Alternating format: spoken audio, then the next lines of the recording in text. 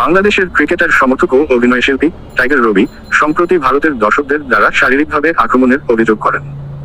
তিনি বলেন যে ভারতে এক ম্যাচের সময় তাকে কয়েকজন ভারতীয় সমর্থক মারধর করেছেন। তবে এই অভিযোগের সপক্ষে কোনো সিসি ক্যামেরা ফুটেজ বা স্থানীয় সাক্ষী প্রমাণ দিতে পারেনি।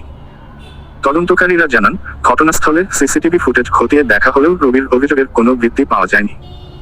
সেই সঙ্গে ঘটনাস্থলে উপস্থিত জনসাধারণও এমন কোনো ঘটনার প্রমাণ দিতে পারেননি। রবির শারীরিক অবস্থা পরীক্ষা করার জন্য তাকে স্থানীয় একটি হাসপাতালে নেওয়া হয়। সেখানে ডাক্তারি পরীক্ষা নিরীক্ষায় দেখা যায় তার শরীরে কোনো আঘাতের চিহ্ন নেই। হাসপাতালের রিপোর্টও একই তথ্য উঠে আসে, যেখানে বলা হয়েছে যে রবি শারীরিকভাবে সম্পূর্ণ সুস্থ আছেন এবং তার শরীরে আঘাতের কোনো প্রমাণ নেই। ডাক্তারদের মতে তিনি হয়তো সামান্য ক্লান্ত ছিলেন। এই ঘটনার পরিপ্রেক্ষিতে রবির বিরুদ্ধে মিথ্যা অভিযোগ আনার অভিযোগে বিচার প্রক্রিয়া শুরু হয়েছে। সংশ্লিষ্ট কর্তৃপক্ষ এই বিষয়ে আরও তদন্ত করছে এবং শিগগিরই বিষয়টি নিয়ে আনুষ্ঠানিক সিদ্ধান্ত নেওয়া হবে।